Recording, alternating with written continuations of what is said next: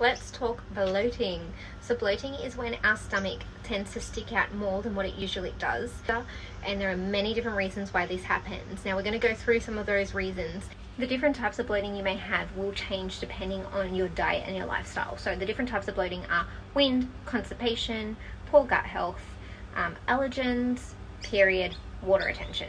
Now, like I said, some of these can be fixed and changeable, others not so much, like periods. Unfortunately, girls, we bloat on our periods, nothing we can do about that.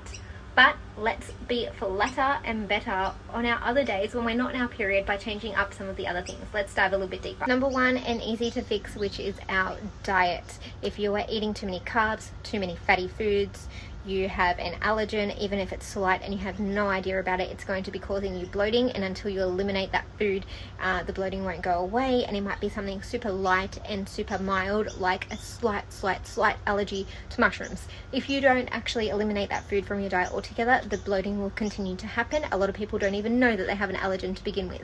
Too much dairy, skipping meals, and not drinking enough water. When we don't drink enough water, it is hard for our body to process out things like our poop, and in order for it to go through our system, we need to flush it out, which means you need to be drinking more water to save things like constipation, which is going to ultimately make us look that little bit bigger. But once you remove that from your body, your stomach will instantly pretty much go that little bit flatter. I don't know if you've ever noticed that before, but the second you go, you feel a lot lighter. Lovely ladies, is our period. Now, unfortunately, this is something we cannot control altogether, and it is not something that we can remove altogether, as it's part of our cycle being a woman.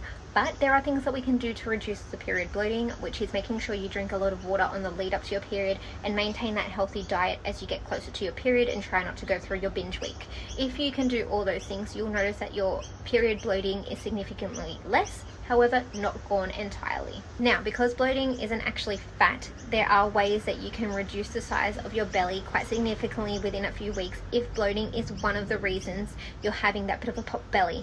Now, ways we can do this is by adjusting our diet, lowering those carbs, checking out if you have any allergens, eating more healthy fresh fruit and veggies, drinking more water, and lowering fatty foods. If you do all these things within the first few weeks, you'll see that your belly instantaneously goes that little bit flatter, that you begin to feel healthier and better about your own body, your energy, everything, because you're actually changing your gut health and your gut flora to become a healthier, better version of itself.